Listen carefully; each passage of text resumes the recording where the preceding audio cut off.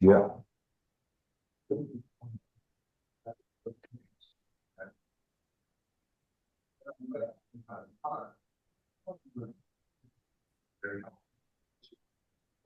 Greetings, happy Wednesday, everyone, on this beautiful July day. Yes. Getting up and saying today I'm not going to use, but I want you to know that the chemical reason for this automobile and the depression, the anxiety, the feelings that you feel are a normal part of recovery from the drug. Hello, Just hello. I'll ask everybody to mute, please. For those who aren't, they find it easier to get money. But expresses like on track and it's director Reed Sullivan, the chance.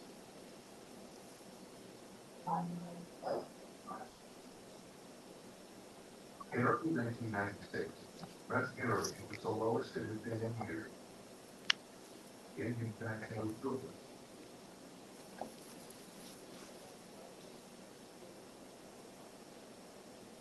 Nice turnout on a hot day. Everybody's in the comfort of Mhm. their own AC right now. Mhm. Hopefully it's working.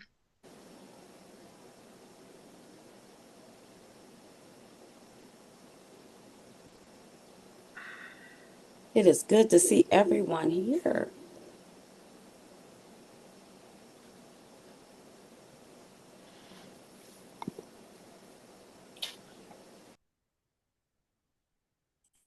I'm surprised Tom Huggett doesn't have his Cubs hat on. I don't know. It's like I thought you'd be, on the total bandwagon. Mhm. Go Cubs, go. Welcome, welcome, everybody. If you could put your name and your contact information in the chat, that would be appreciated. Yes. We'll get started in a minute. And those who are new to the meeting, I'm going to have you speak.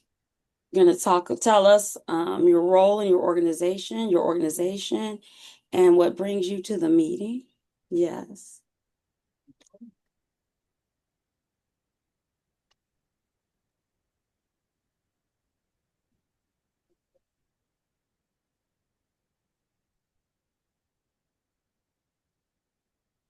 I can't believe I saw Dr. Orr's name show up. I've seen her and She came to the You ain't event. you are not right, Lou. This is not Lou, this is Lee.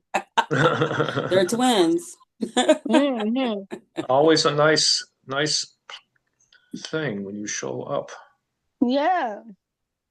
I intend on showing up most of the time. Just you flip my mind, Jesus. How you been? I'm doing all right, thank you. Good, good, good. I'm glad. Some of my youth are on too, so I'm I'm gonna be on and I'm gonna mute myself. Okay. Welcome.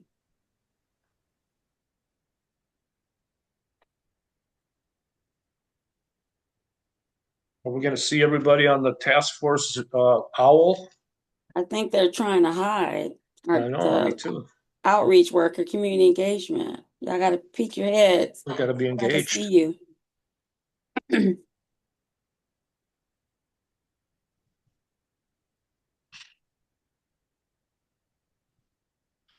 Good afternoon, Fanya. Good afternoon, Lee, Hey, everyone. Ed. Hello, Ed. How are you? Good, good. Great to be Oh, here. All right. there's no in group here. We're just saying hi to people we haven't seen for a while. Keep showing up and we'll reach you all like the kind of friends that you are.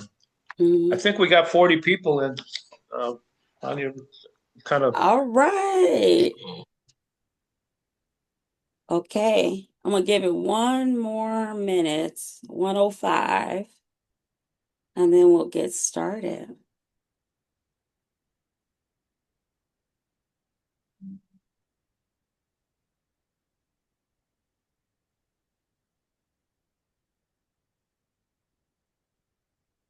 All right, it is now 1:05, and let us get started with our West Side General Task Force meeting. Welcome all, welcome all. If you're new to the meeting, we would love to hear from you. We need your name, the organization that you're with, the role that you're with in your organization, as well as what brings you to the meeting. So if you could raise your hand and I'll call on you, please tell us who is new to the meeting. Anybody new?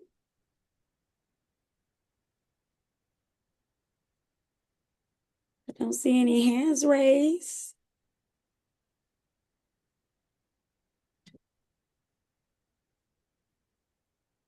All right, I see little. There was somebody that just clicked on. Mr. Johnson? Hold on one second. Let's see. Okay, go ahead, Mr. Johnson. My name is Ivory Johnson. I work at the Haymarket Center. I've been with you guys a couple times, but I haven't been in a while, so that's why I'm here. I'm back. All right, welcome, Mr. Johnson. Thank you. And yep, and the other person was Ilmera. Mhm.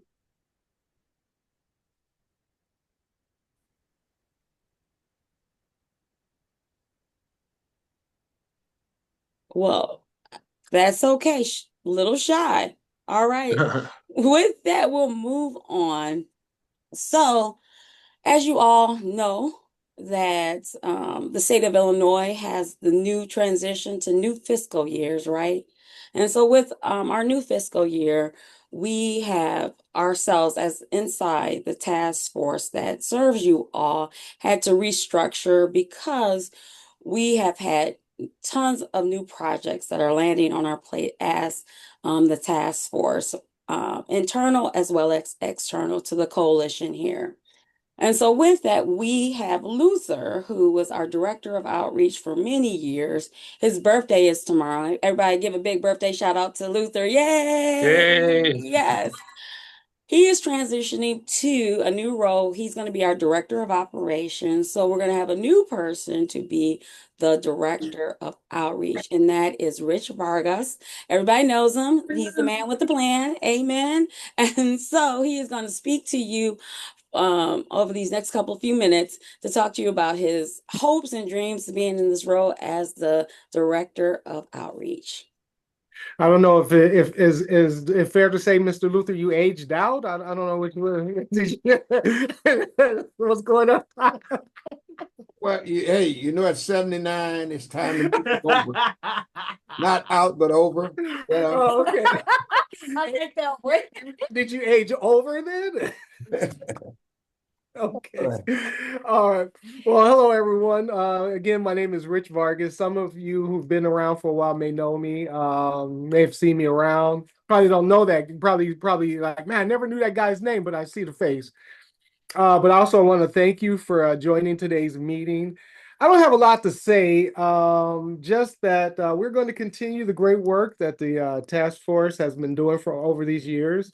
But just a little bit, we're looking to maybe increase our coordination services. So that's one of the things that, working in this field that I'm very passionate about is coordinating services and making sure that there are people on the street who need help and that we can try to identify and find the help that they need or try to support that.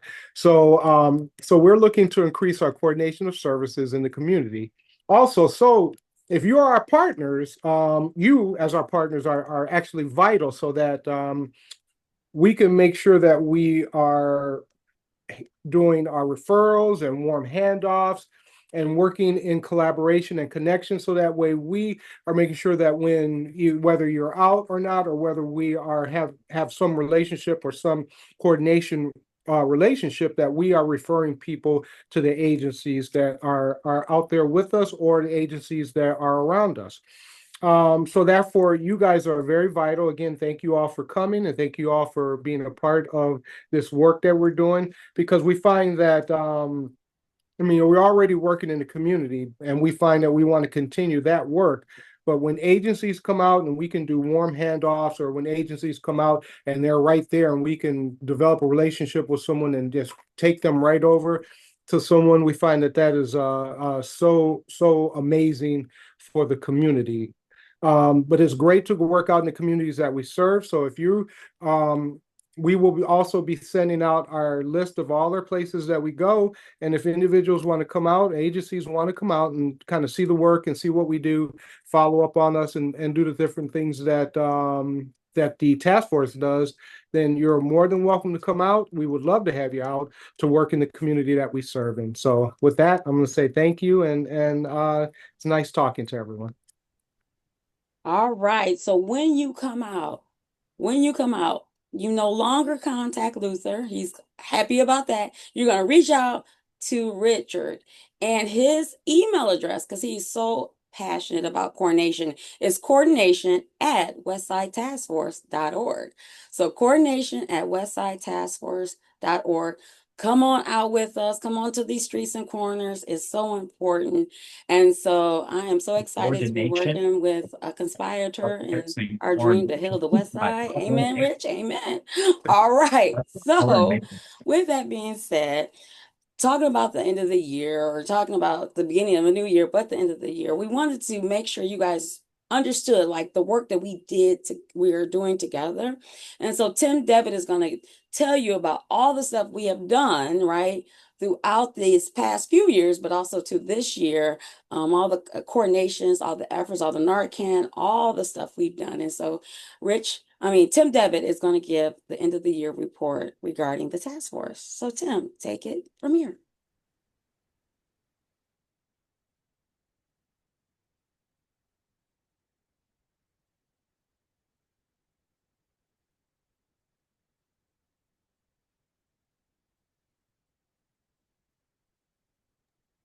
I can see it, but I can't hear you. Oh, good. Can you see the slides now? Okay. Okay. Hi, everyone. Tim Devitt here.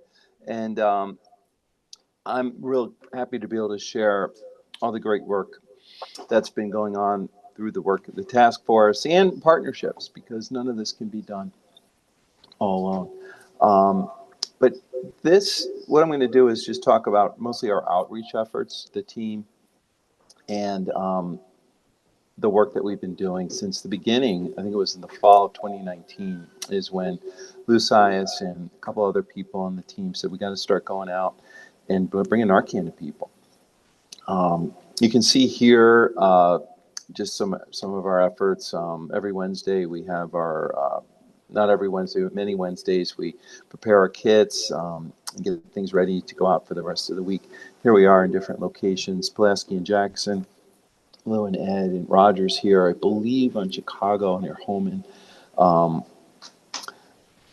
We use the hotspot data from CDPH, but we also heavily rely on our staff who live in the community and are able to often tell us where we need to be going based on their knowledge too of what's going on.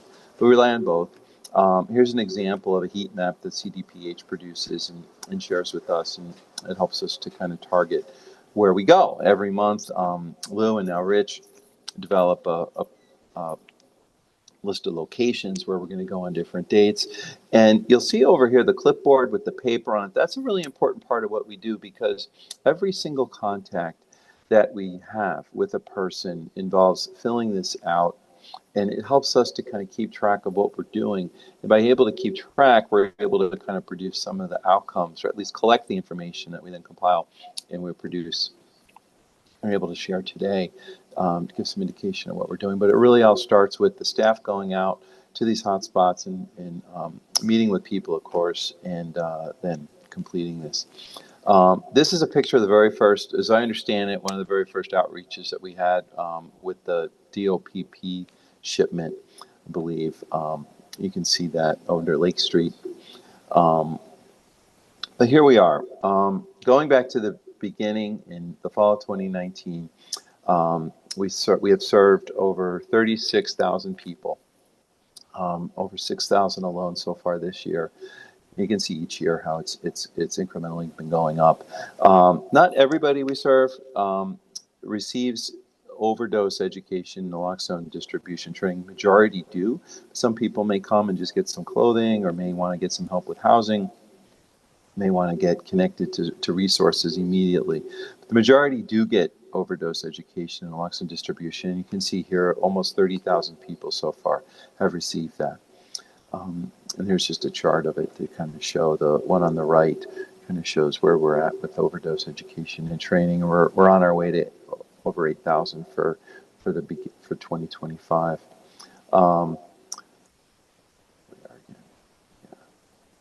This also talks about the number of naloxone doses that we're distributing. So we think about that too. You know, how many new doses, how many doses are getting out there on the street, and that's important because we'll share later some other outcomes. But you can see how that's incrementally gone up each year too.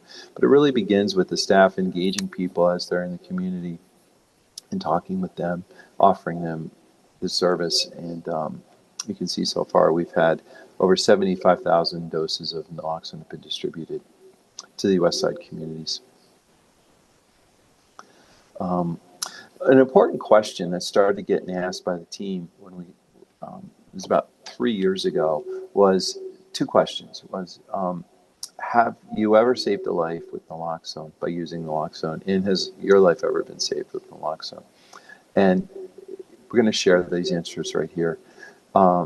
Starting with the people who report they've used naloxone to save a life. We started that at the end of 2020. One person said that they had. You can see how it's gone up in 21, 22, 23, 24, and so far even in 25. 1,400 people have said they've saved a life. 2,500 last year alone. All total, over 8,000 people. You can see, we fill out the form. These are the number of times that people are saying that each month, the number of times people are saying that they filled out, or that they've used naloxone to save a life. Over 8,200 people have told us that they've used naloxone to save a life. Likewise, we ask if they've ever had their own life saved, and you can see how that number has just really, it's amazing. Over 1,200 people have said that their lives have been saved. In 23, 24, it was almost 1,500 people. And so far, just in the first 6 months of 2025, 810 people have shared with us that naloxone has been used to save their life. These are the people we're connecting with as we meet with them out on the streets. In addition, beginning of 24, we really gave a concentrated effort to housing. And as Rich shared, that's one of the coordination pieces that we're working on. Rich has been leading that along with some other staff here, LaShunda, Brianna, Lala's involved, Gail. The idea here is to get trained through the Chicago Continuum of Care. Through the Chicago Coordinated Entry System, all Chicago, to get trained on being able to do assessments and add people to the roster of wait lists for getting enrolled. And you can see here that so far in the last year and a half, we've been able to enroll 170 people. We've done a lot of updates. Updates involve people who are already enrolled, but they need to be updated every 3 months. And what we found is there's a number of people who were enrolled but not updated. And by updating them, it's happened that people have become matched. They've become eligible for affordable housing. And so far, we've been able to track that 25 people we've assisted have been able to get it matched. Also, we're helping with emergency shelter linkage and a lot of follow-ups just to connect with people and make sure their information's the same so we can make those updates as needed in the coordinated entry system. In addition, coordination of care involves helping people access medication-assisted recovery or substance use treatment. For some people, it may be even more involved where they go into a treatment center or facility or detox. These are some of our partners, Family Guidance, COIP. There's a number of providers that have been out there with us and working with us as well that we can refer to. Lawndale's another. But you can see here that in the last 5-6 years, how we've been able to, through our partnerships, been able to help more people access medication-assisted recovery. 21 was 91, it's jumped up to 22. We started seeing more partners out with us in their MAR vans or medication-assisted recovery vans. Some people just go straight to the vans. They're not going to our table. So we're not always tracking that. But the bottom line is people are getting help, and that's most important. And so far in 25, we've been able to help over 100 people. by accessing care through other providers. A lot of times we're helping get people connected to services as well in the community by working with you all, working with our partners. So you can see how that number has increased each year, and that we're most years, and that we're at about 690 right now through June of 2025 in terms of helping people access medication-assisted recovery. What I wanted to just kind of talk about just for a minute is, there's been mention on our monthly, well, when we have our calls with CDPH, with the West Side Coordination, I think it's the West Side Substance Use Coordination calls, there's been reference to EMS responses are decreasing some, and that's using the Chicago Health Atlas data. So we went ourselves into the Health Atlas, and we're able to pull up each year using the 5 West Side communities: Boston, West Garfield Park, East Garfield Park, North Lawndale, and Humboldt Park. And we were able to see too that this is from the Health Atlas data. This is EMS responses for an overdose. The calls have decreased some from 2020 to 2023. The 2024 data isn't quite out yet, but we'll add that when it is. What this data doesn't account for is if people are overdosing and not calling 911, or the EMS isn't being called, so we don't quite know how much of that is going on. But our hope is that naloxone, having access to naloxone, having access to services is contributing. Likewise, the medical examiner too. That's been referenced on the calls with CDPH as well. That the medical examiner, the Cook County medical examiner data for 2024 has shown some decrease. That number is not yet out for public to view, but there's this looks at the overdose data for so far this year, or I'm sorry, 2018 through 2023. So we can see for the West Side neighborhoods that it did increase sharply in 2020, and it went up a little bit more in 21, down just a little bit in 22 and 23. But we still have a lot of work to do. Any one overdose is too many. We want to be able to work with, get this out there and get the services out there and continue to work with people. Just sharing this before we share the slide, that what we've been talking amongst ourselves, what are some indicators that may be contributing to people, or contributing to some of these declines, at least the EMS response declines. Our hope is naloxone being distributed, fentanyl test strips, xylazine test strips being used too. We were in a meeting not too long ago with some partners in the research community, and they shared that their look at the drug supply in Chicago that's been tested in terms of drug, people bringing drug tests in for testing, drug samples in for testing, that they're seeing some decrease in fentanyl concentration. We don't have a number on that, but that could be a factor. Hopefully having increased access to methadone, buprenorphine, Suboxone, and Brixadi too. I don't have that on here, but that's also the injectable form. This medication, buprenorphine, Suboxone, as contributing to hopefully people having treatment for use addiction or disorder. And then having access to increased services. We know that housing and having access to substance use care and medical care connection, that those are really critically important in helping people move forward. And so, through the work of the outreach team, here at the task force, teams, because there's more than one. We have the door knocking SOS team, we have our street outreach team, and everyone that's part of the task force, because all of this happens in partnership where we're connecting and collaborating together. All of this is hopefully contributing to some change, but still so much to do. Just sharing where we're at and how we understand it today. Thank you. Thank you, Tim. Do you guys, anybody have any questions for Tim regarding the data that he shared?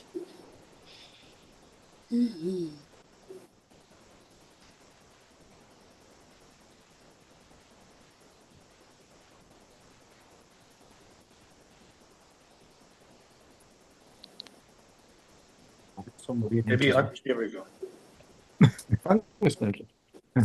Any questions? This work cannot be done without collaboration. Oh, Dr. Huggett is asking if Rep. Ford has any insight that he would like to share on the information that's just presented. And then we have Elise Edwards, who has her hand up. I will. Thank you, Dr. Huggett. I'll listen to everyone and then maybe make some remarks at the end. Thank you, Dr. Huggett. All right. Thank you, Rep. Ford. All right, Elise. Well, hello there. Can you hear me well? Mm-hmm. Okay, so I didn't have a question. I did have a report. We were out there doing an outreach a few days ago, I guess over the weekend, and there was someone that was presenting like they looked as if they were doing an overdose, that they were maybe overdosing. I'm just reporting that so many community members and also the people who were selling were checking on this individual. So I think that the word is just out. It's just like, the training that you all have done has taken heart even to like the sellers because they are actually checking on them. So I just want to say kudos to you and what you're doing. It's actually working. Thank you. Thank you for that report. Thank you. Thank you. I must admit, I want to say this is the effort of the collaboration, right? The NARCAN we give out, that people have reported that NARCAN has been used on them or they've used NARCAN on other people. It's not only our NARCAN, it's the NARCAN that Dr. Huggett's organization gives out in the circle. It is Cook County, it is Thresholds, because all of our organizations have NARCAN now, right? Which we are freely giving out to the west side of Chicago. So those numbers of those people who've reported saving a life or their lives have been saved due to NARCAN is because of what we're doing, giving out harm reduction materials to the people that use. And so just everybody, y'all should pat yourselves on the back. We've got more work to do, but we're doing the work, all right? So our next person that's up to speak will be Stanley Daniels.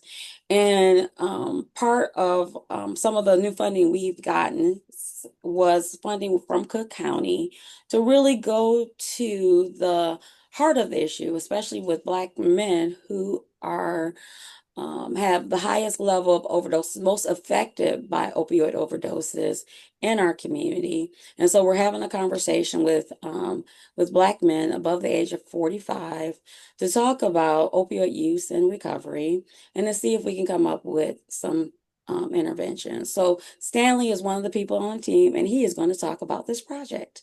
Stanley. Hey, thank you, Fania. Hello, all. Can they hear me? Yes.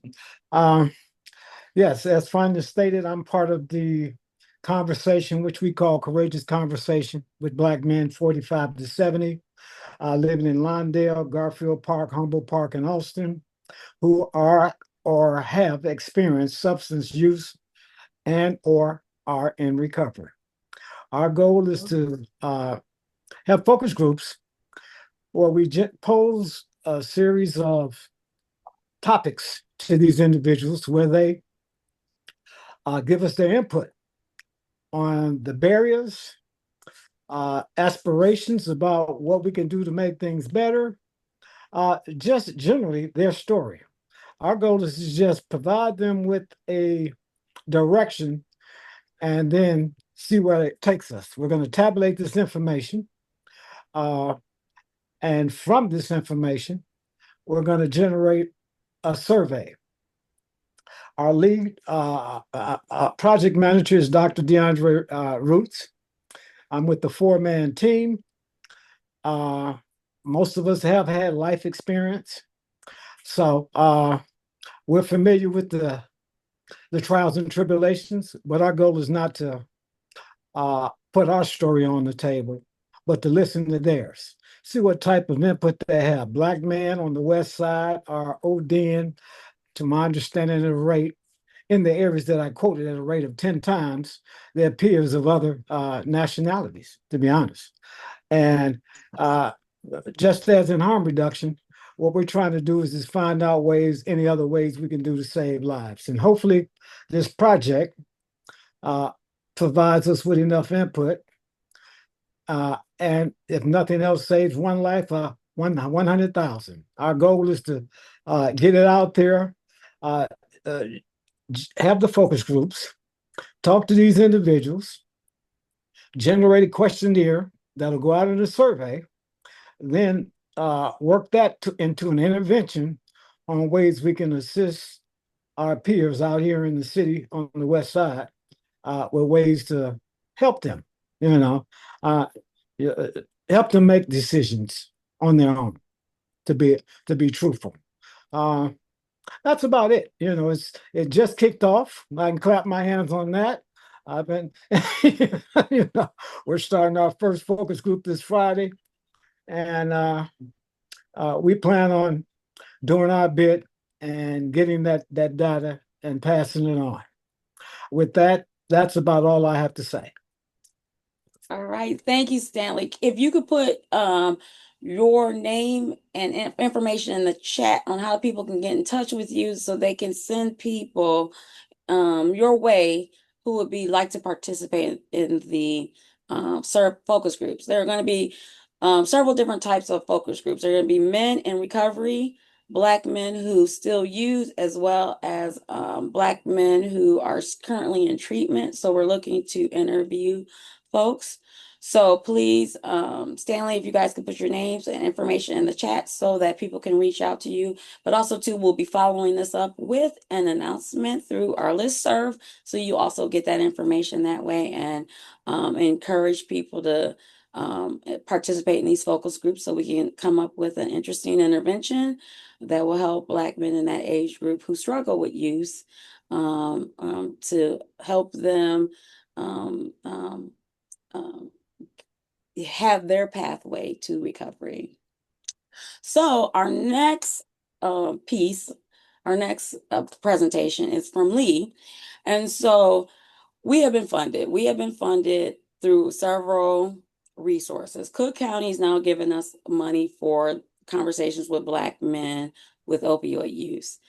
Then we were approached by Prevention First, who wanted to apply for the OTTAC grant. So we are a sub-partner with Prevention First for the OTTAC grant.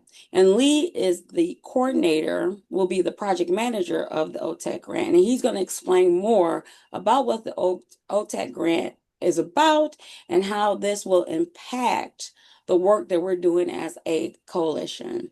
Lee, take it away. Okay, everybody. Hi, I'm the bad penny that keeps turning up. So it's hard to get rid of me. I want to mention something before I start that it dawned on me when I was preparing this, is that 6 years ago, yesterday, we had our first task force meeting, Prevention Partnership being the coordinator. So it's been 6 years since we kicked off. And let me just see, show of hands, how many people were at that first meeting? It was at Heart Grove Hospital. Okay, well, I see Tom Huggett, Tim Devitt. It doesn't matter if you were at the first one or you just came first today. It's been quite a great ride.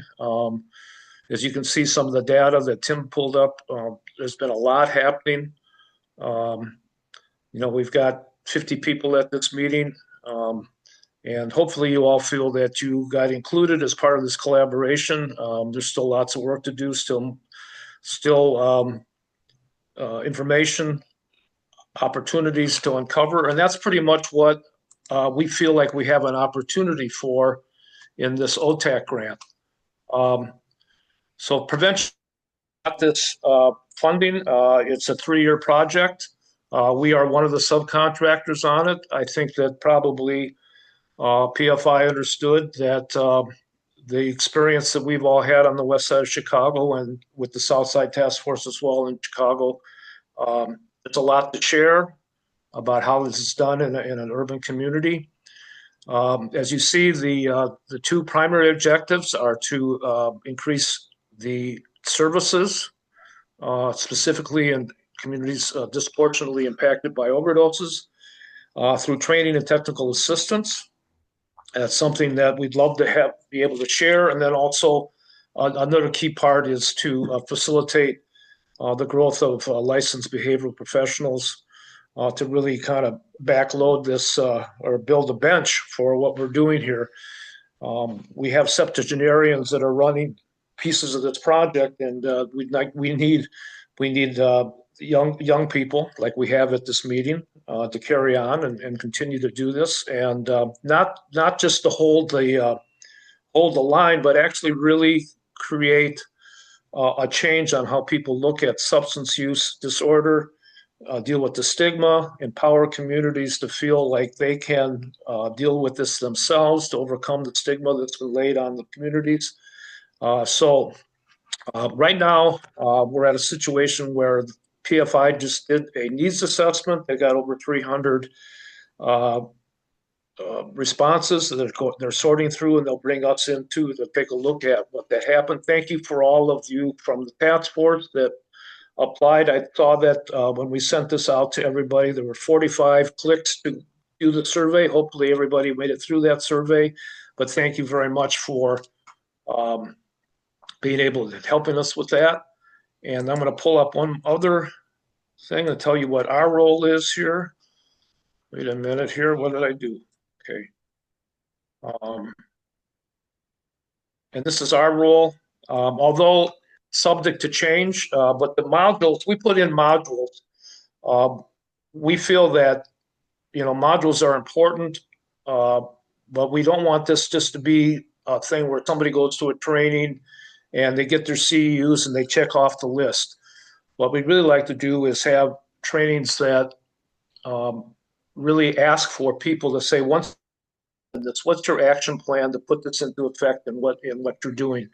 Hopefully we'll be able to work with some community coalitions that may not have been formed for substance use disorder, but they really like to include OEND services and be more aware of how they can work if whatever they're doing, they're providing housing or whatever services they're providing, how they can be more aware of how substance use disorder, opioid use disorder can impact somebody and what they might need to do to assist people in getting trained or getting connected. So these are just some of them. I'm going to send this out at the end of this. I mean, ideally, what we'd like to see is that if there's an organization that wants to be trained, we come in and train them. They create a action plan for how they roll this out. They may need subject matter experts around some specific issues that they don't know much about, that we can draw from our friendships and our partnerships here in Chicago for some subject matter experts to do this. But also if they're having difficulty in implementing their plan, they're running into roadblocks, it's not going, they were a little too ambitious or not ambitious enough, we can come in and help them implement and remove roadblocks in their action planning. I really ask you now, if you have ideas, you don't have to share them in this meeting if you don't want, but if you have ideas on where training could really be helpful in the communities you're serving, let us know.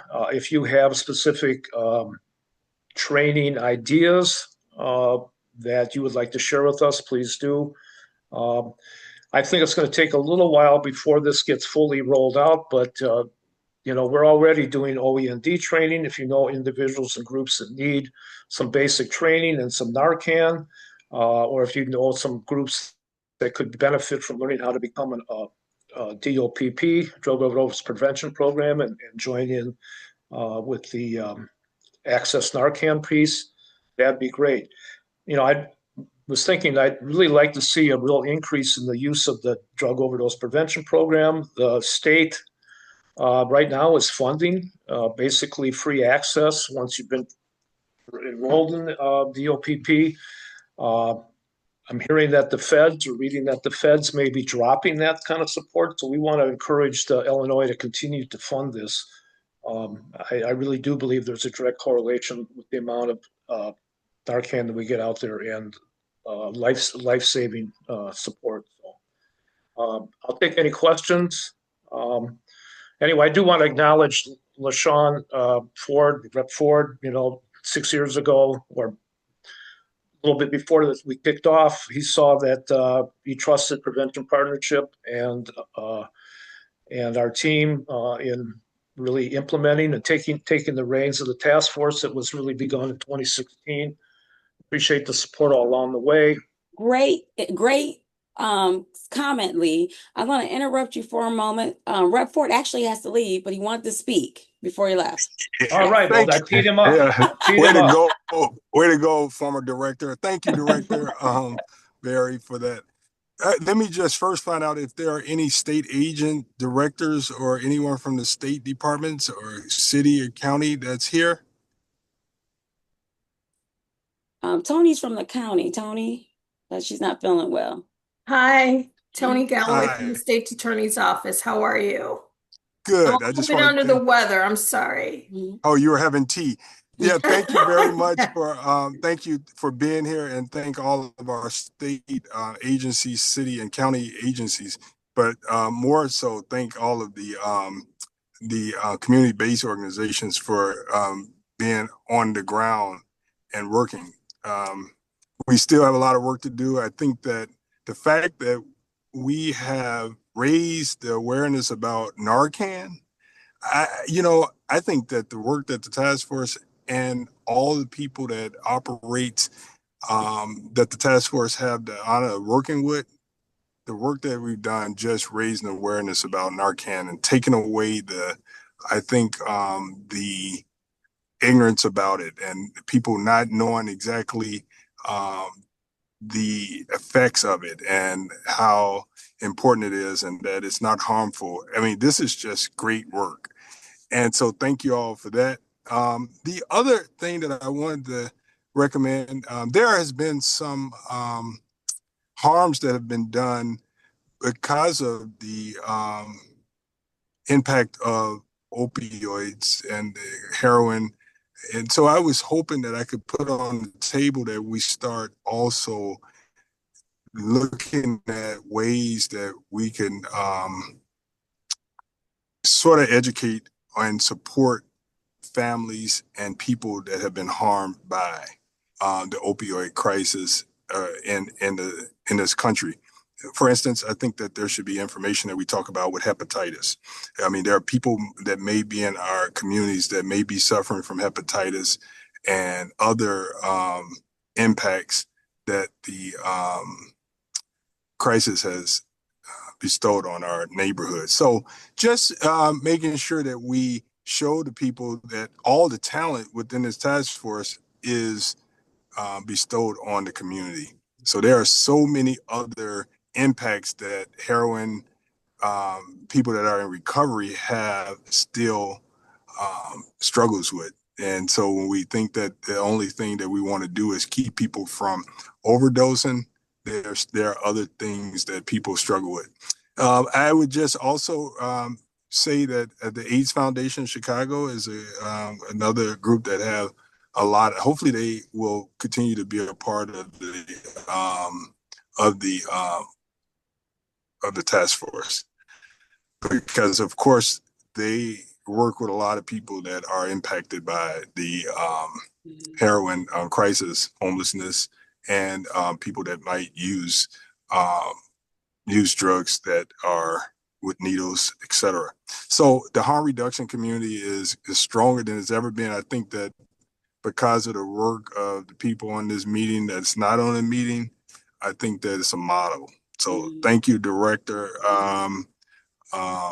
Berry, for their work and the whole task force and the team. Okay. Thank you, Rep. Ford. Thank you. Appreciate it.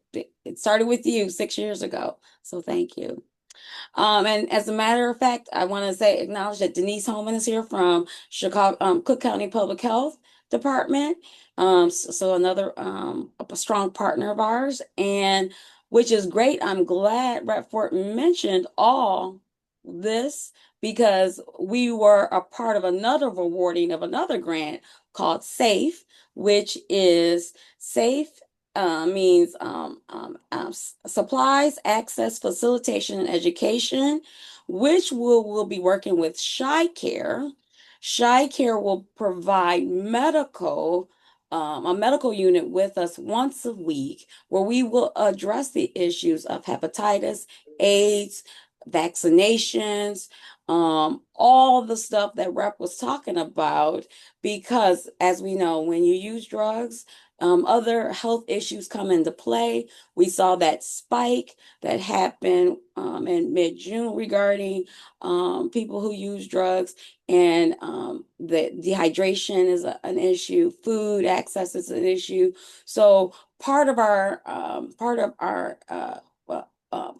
project with SAFE will be getting safe supplies as well as access to medical care, wound care, vaccinations. And so we'll be going out with them once a week with the medical van. And then on Fridays, we hope to be out just on a food run, just giving people hot meals, helping people, just making sure they may stay hydrated as well as being fed. So that's what we're going to be doing with Shy Care regarding the SAFE. And there are several other partners on here on this line who have been awarded the SAFE grant as well, and that is Haas. So Haas will be expanding their services, looking at the social determinants of health, especially with the medical piece, as well as HSI is another group that's on our side of town that was awarded the SAFE funding, as well as a safe haven. So we have 3 organizations right here on our backyard on the west side that have been awarded this funding, and we all need to work together in collaboration to expand our services to address those, especially those medical needs that Rep was talking about. And then also to Chicago-wide, we have Chicago Project Vita has also gotten an award for that, as well as the Street Samaritans, and the AIDS Foundation has funding for that. So there is harm reduction work that we're going to be doing that's going to be expanding, and I want to say this: we're getting funding. Hold us accountable. Hold us accountable to making sure we get the necessary medical as well as harm reduction supplies to the people who need it the most or are most affected. So that's the reason why I am sharing. Like, this is the fund. It's on the Illinois website of all the organizations that receive funding for this. And so SAFE is about supplies, access, facilitation, and education. We have to educate families as well as people who use drugs regarding the impact that drug usage is on the body. All right. And with that being said, we're going to turn it over to International Overdose Awareness. Oh, Lee has his hand up. Yes. I just had a thought. I mean, with the pending Medicaid debacle that's well, pending. It would really be great if we could have medical vans, not just Shy Care, which is wonderful, but a real push over the next few months to really get out and do some really diagnosis with people, get the services pushed out there now, and get people in shape before they lose Medicaid. Really give them a good handle on what they need to be doing, if it's something they can take care of themselves, or get them reconnected to their medications before the devastating cuts hit. Mm-hmm. So I'd like to urge anybody that has a relationship with medical profession to see if they can come out and be much more present to do some of that early screening or whatever intervention needs to happen. So I don't want to cut into the beauty and All right, so our next 2 speakers are Beauty Winfrey and Francisco. They're going to talk about International Overdose Awareness Day. They are the co-leaders of that event.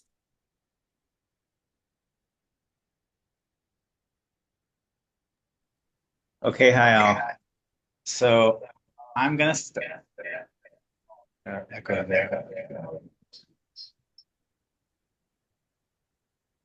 Somebody's got to turn off their phone next to you. All right, we good now? Okay. I'm gonna keep this brief.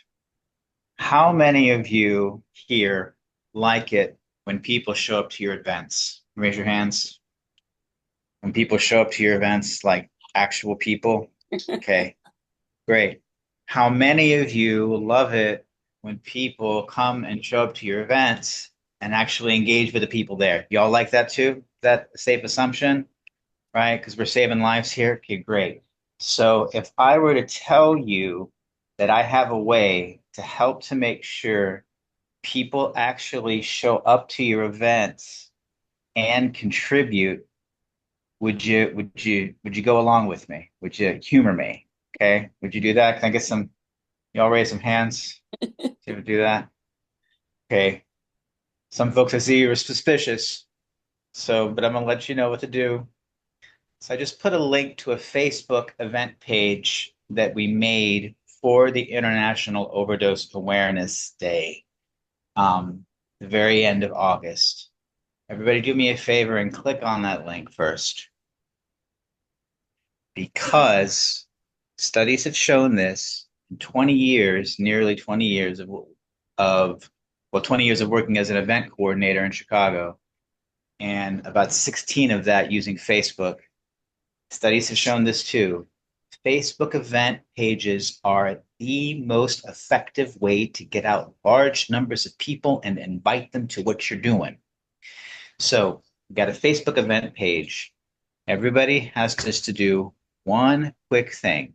Go to the event page, click on it, look at the screen. I'm looking up my phone right now, so I can't share my screen. And all you have to do is click at least that you're interested. If you look on the screen, there's a place that says interested, going, whatever. Click on either interested or going. And then right next to it, you're going to see a little thing that says invite. When you press that button that says invite, it will then give you a scrollable list of everybody on your contacts list. What I tell people to do then is to go through and just invite people like crazy. This will totally get folks to come to your event. It's much more effective than any other social media thing. It allows you to make a direct invitation to people without having to talk to them, without having to have an awkward silence, or to having to say or get nervous about anything. They either click to accept or they don't. And this little tool will really help to make sure that folks really show up on International Overdose Awareness Day. I also am working hard on this to get folks to come from our end that we're just reaching out, because if we got more people outside at the alt space lot, people just walking in the neighborhood, because there's activity, will be more likely to come. We're also going to be using this event page to help promote the event. Over the course of the coming weeks, I'm going to be taking pictures with personal testimonies of people from the organizations who are going to be contributing that day. And as a consequence, every time I do that, I put up one of those posts. A little notification goes into the window of every single person who has clicked either interested or going. This will allow people to learn about a bit more about what we're doing, as well as act as encouragement for folks to come. And I'll also be reaching out to people who say that they're going to come, see if they can do the same. So everybody, please click on that link, click either interested or going, and help us to make sure this is the best attended event we've ever seen so far. Thank you. All right, Beauty.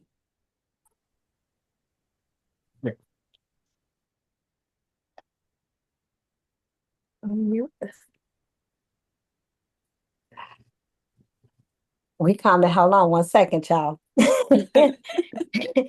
Hello, everybody. I hope you all are having a wonderful Wednesday. My name is Beauty, and I am working with Francisco and Trish, and we are on this International Overdose Awareness Day. And this year's theme is One Big Family Driven by Hope. Everybody got a hope for something, and I hope all of our community partners will join us on that day. So we are inviting our community partners to become one of our cool cousins. Stand with us in raising awareness to save lives. We are asking that our cool cousins, you know who y'all are, come on over here with us to help offset this event cost by considering a donation of $100. your donation will have your logo on that fabulous banner that we have every year. Yeah, you'll be up there. You will also get 2 t-shirts, but you will also be helping us get the information out with the flyers and all of that cool stuff there. So you will be helping us help the community and saving a life. We will be having free. Oh yeah, did I say this event is free? It is free to the community. We will be having foods. We will be having snacks, clothes, shoes, state ID support, and other services. If you know somebody that ain't working, send them to that event. We will help them find some work that day. I'm not hiring nobody. I did not say I'm hiring, but we will help you find some work. If you have any questions, hold on, before that, the date will be Friday, August 29th, 2025. It is from 11 a.m. to 1 p.m. at the Alt Space Center, which is the old ABC Bank. If anybody from the Austin area, if you don't know the address, it is 5645 West Corcoran. Again, it is Friday, August 29th. 5645 West Corcoran from 11 a.m. to 1 p.m. I need all of you all to be there with me. If you have any further questions, please give me a call at 872-216-1602 or just contact me by email at savinglives@Westside Task Force. I look forward to seeing you all. Thank you, Beauty. Thank you. All right. Fanya, my information will be put in the chat. All right. Beauty's gonna put the information in the chat, and it is at, I don't have the address. Oh no, it's right there on my 5645 West Corcoran Place. And that is on the other side of us off of Lake Street. And it's close to Lake and Central in that area. And I think that is about it. There will be no general meeting for August because we're having International Overdose Awareness Day. No general meeting for August. And a safe haven in September will be hosting us from 12:30 to 2 o'clock. There'll be a light lunch from 12:30 to 1, and then we'll get our meeting started from 1 to 2. So a safe haven will be hosting us. And then after that, we're going to be at a gateway. And then, so that's October. November, we need a space for November. And then in December, we're going to be doing a joint meeting with some partners here. We'll be doing a joint meeting in December, so I'll be looking for that in December. So, does anybody have any announcements before we end our meeting? Any announcements? I just want to throw in there that Safe Haven has great food. I'm a professional mooch, so great food. Yes. So if you want to host in November, we still need a date for that or a place for that. And then we'll have a joint meeting in December or have a little holiday party coming up in December with some of the partners that are on the call. Yes. I think that is it. It is now 1:58. I'm going to give you back 2 minutes in your day. So go ahead, have fun, enjoy the rest of your afternoon. Bye-bye. Bye-bye. Bye-bye. Bye-bye. Take care, everyone. Oh, collaborative bridges. Thank Bye-bye. you. Bye-bye. Take care, everybody. You too. Bye-bye. All right. All right. Have fun.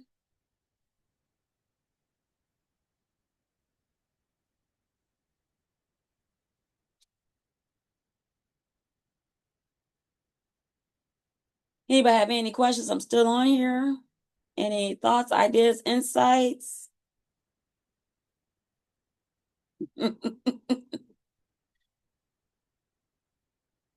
John, did you fall asleep? John Walker? No, Rev, I did not fall asleep. I was texting. Listen, you ain't gonna get me like that. Okay. Look, I done seen people go worldwide. Look, Rev, I won't be nobody table talk conversation or world star. Okay. All right. All right. I'm gonna love let you, y'all Rev. go. Blessings. I love you. Bye-bye.